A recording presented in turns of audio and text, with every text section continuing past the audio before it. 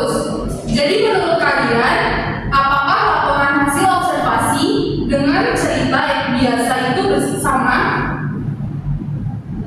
Bisa lagi, Bu. Kenapa? Karena berdasarkan fakta.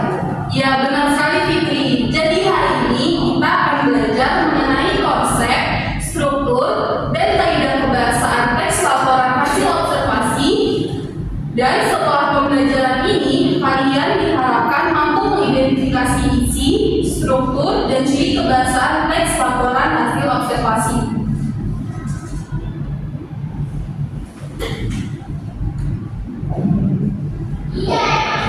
Sekarang, Ibu akan menjelaskan mengenai teks laporan hasil observasi. Pengertian teks laporan hasil observasi. Di sini tertera bahwa laporan teks hasil observasi adalah proses untuk mendapatkan sebuah data, informasi melalui pengamatan. Nah, jadi kalian itu mengamati lalu ditulis dalam laporan. Setelah itu teks atau teks laporan hasil observasi.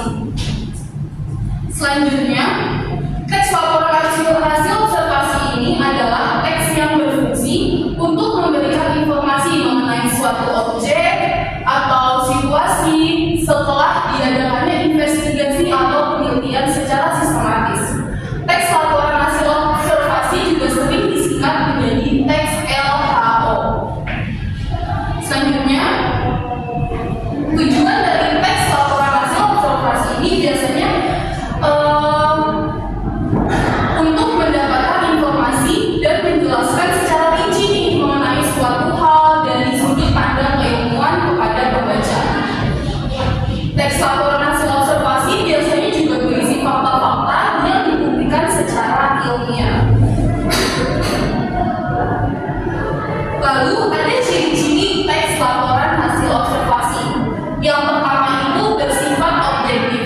Objektif di sini adalah teks LHO atau laporan hasil observasi harus disajikan sesuai dengan keadaan objek yang sebenarnya tanpa dipengaruhi oleh pandangan atau pendapat pribadi yang sifatnya subjektif. Teks LHO juga harus bersifat universal, artinya tidak memihak kepada pihak tertentu. Lalu ciri kedua ada berdasarkan fakta. Teks laporan hasil observasi harus ditulis berdasarkan fakta yang dilakukan di lapangan. Jadi kita nggak boleh yang namanya memanipulasi data atau membohongi sumber saat membuat teks laporan hasil observasi. Ciri yang ketiga ada bersifat khusus atau spesifik. Di ciri ini, topik atau objek yang dibahas dalam teks laporan hasil observasi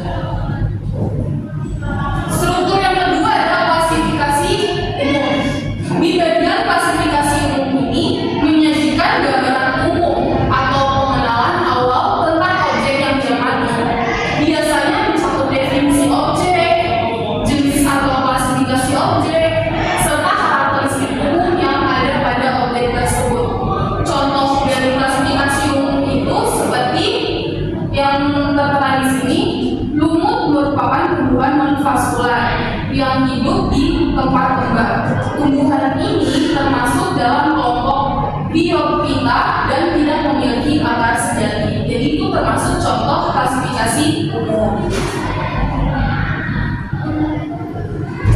Struktur yang ketiga ada deskripsi. Deskripsi ini berisi uraian rinci mengenai ciri-ciri, perilaku, kondisi fisik, habitat, manfaat, dan hal-hal spesifik lain dari objek yang kalian amati. Bagian deskripsi ini biasanya terdiri dari beberapa paragraf tergantung kompleksitas objeknya. Contohnya seperti lumut memiliki struktur kecil dan berwarna hijau, daunnya tipis dan tersusun spiral. Lumut sering tumbuh menempel di tembok atau batang pohon yang lembab. Selain menjaga kelembaban tanah, lumut juga berperan sebagai indikator kualitas udara. Jadi contoh di sini itu lebih menjelaskan mengenai deskripsi lumut. Lalu struktur yang keempat itu ada penutup atau kesimpulan. Di bagian ini berisi rangkuman atau simpulan dari hasil observasi yang telah kalian lakukan. Penutup dapat berupa ringkasan, implikasi dari hasil pengamatan, serta saran jika diperlukan. Contoh dari penutup atau kesimpulan dapat dilihat.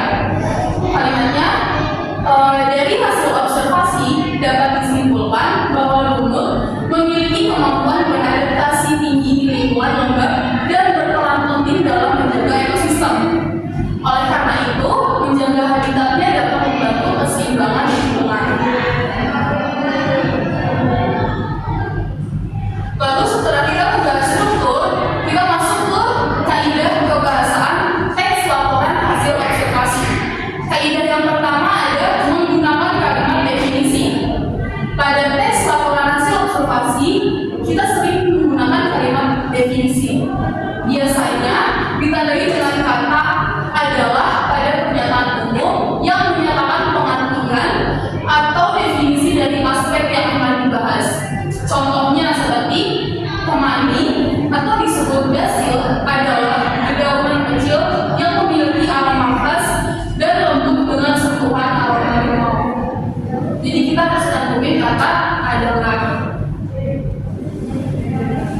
Selanjutnya, yang kedua menggunakan konjungsi atau kata hubung. Konjungsi yang digunakan pada teks kalau ini adalah kata hubung antar kata seperti dan, atau, yang, untuk, dan sebagainya. Contoh seperti kemani atau disebut basil adalah dedaunan kecil yang memiliki aroma khas dan lembut dengan sentuhan aroma limau. Jadi tertera ya di situ ada kata atau dan.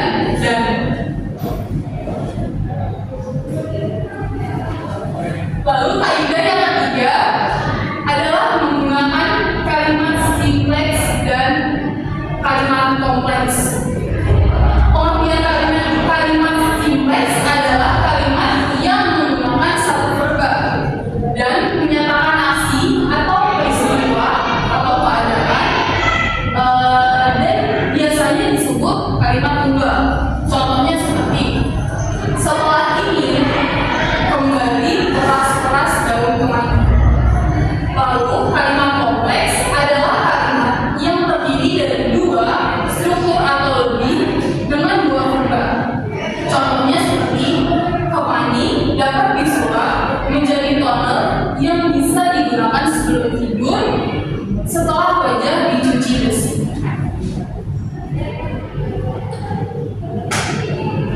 Lalu kaidah kebahasaan yang ketiga ada yang keempat ada menggunakan sinonim dan antonim. Jadi pada teks laporan hasil observasi juga menggunakan sinonim atau antonim. Contoh antonimnya itu seperti kemani dapat disulap menjadi toner yang bisa digunakan sebelum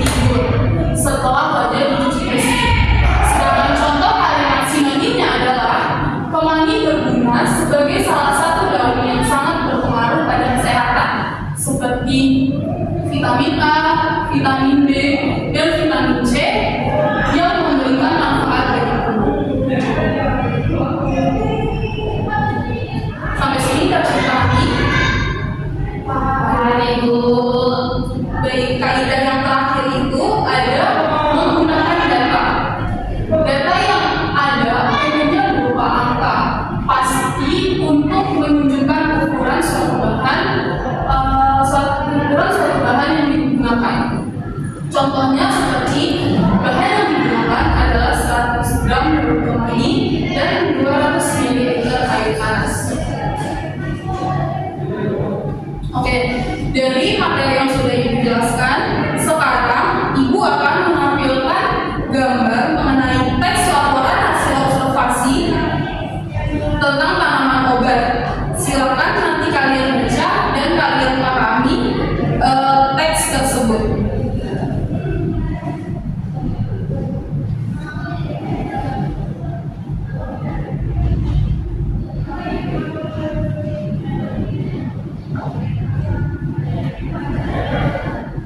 Oke, coba kalian baca dulu di dalam hati, lalu kalian pahami. Habis itu Ibu akan bertanya satu-satu kepada kalian.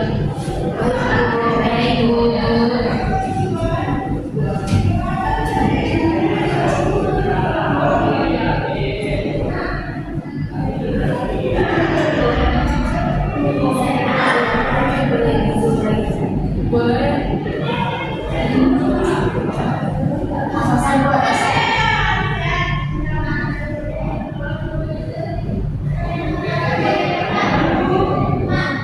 Beta? Udah?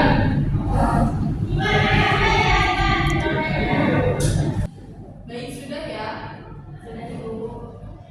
Dari teks yang sudah Ibu tampilkan, coba Fitri jelaskan apa informasi yang kamu dapatkan dari teks laporan hasil observasi tersebut. Baik Ibu, jadi setelah yang saya baca teks observasi tersebut, jadi itu memiliki macam-macam jenisnya dan memiliki beberapa manfaat. Baik, benar. Ada lagi yang ingin menjawab? Saya Bu, Silakan Miftahul. jadi teks observasi itu jahe juga dapat digunakan sebagai obat tradisional Bu. Ya, benar. Nah, selanjutnya sekarang kalian akan bekerja sama dalam kelompok. Tiap kelompok terdiri dari 2 orang.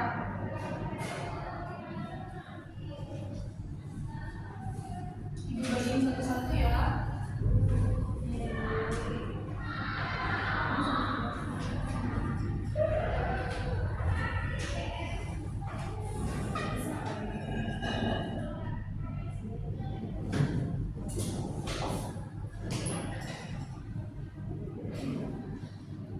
Silakan kalian baca dan kalian pahami teks soal yang sudah Ibu berikan. Lalu jawablah soal yang tersedia di lembar kerja tersebut. Itu kan ada 4 kolom ya, yang D, E, F, sama G. Jadi kalian cuma jawab yang D sama E saja, yang F sama G-nya nggak usah.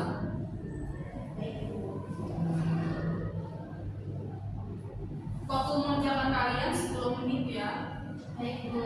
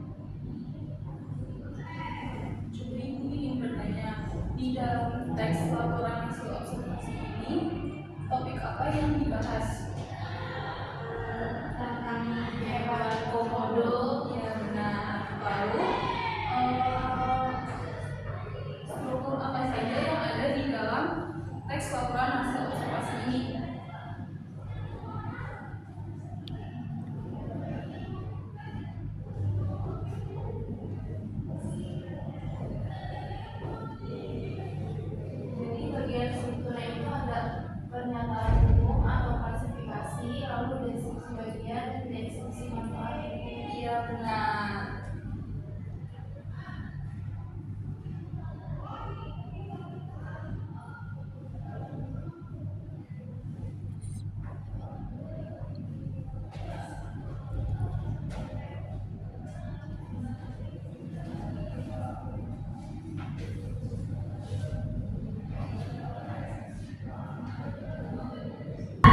Sudah selesai?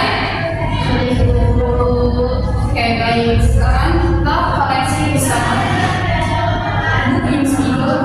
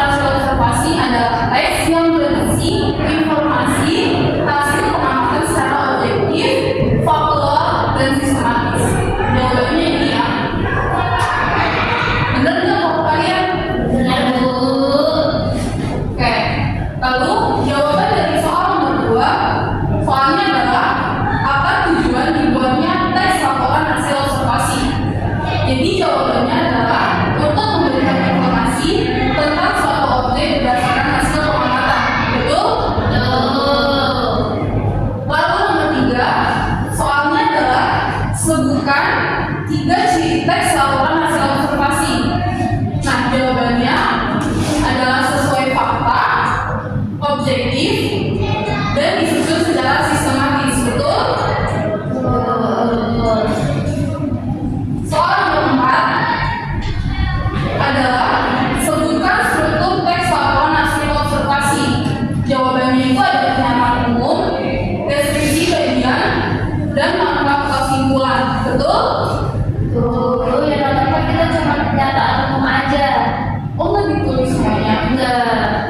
berarti nilainya setengah ya. Baik Ibu. Lalu soal nomor 5, apa manfaat komodo berdasarkan teks hasil observasi di samping yang sudah ada di gambar soal? Jawabannya adalah untuk menjaga keseimbangan populasi hewan di sekitarnya dan menjadi daya tarik wisata. Betul? Betul. Oke. Yang betul silakan di sentra. Baik Bu.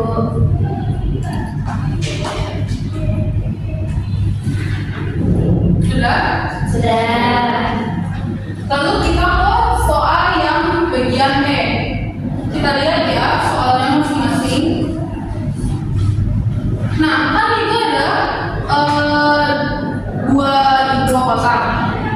Yang pertama ada struktur pernyataan atau klasifikasi umum. Menurut kelompok Agnes, kalimat mana yang sesuai pada bagian struktur pernyataan umum atau klasifikasi?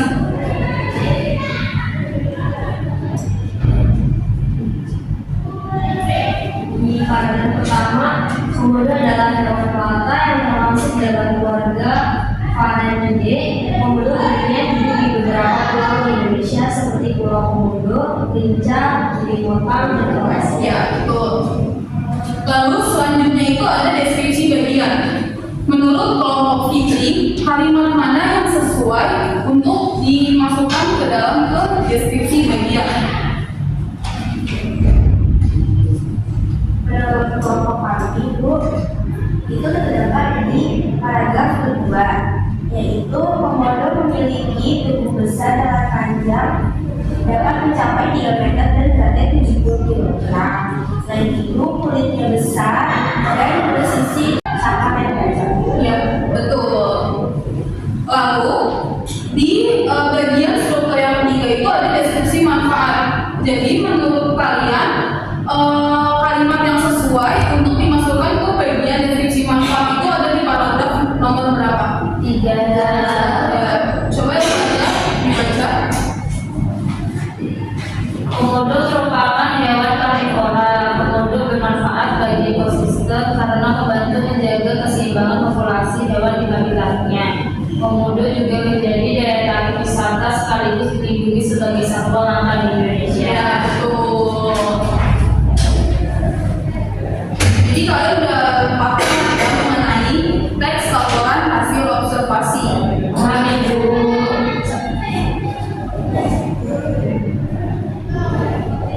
Nah, jadi sebelum kita mengakhiri pembelajaran hari ini, Ibu ingin bertanya, apa yang kalian pelajari hari ini dan bagian mana yang masih sulit untuk kalian pahami?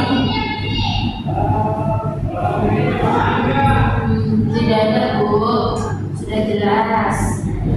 Saya Bu. Iya, silakan Fitri.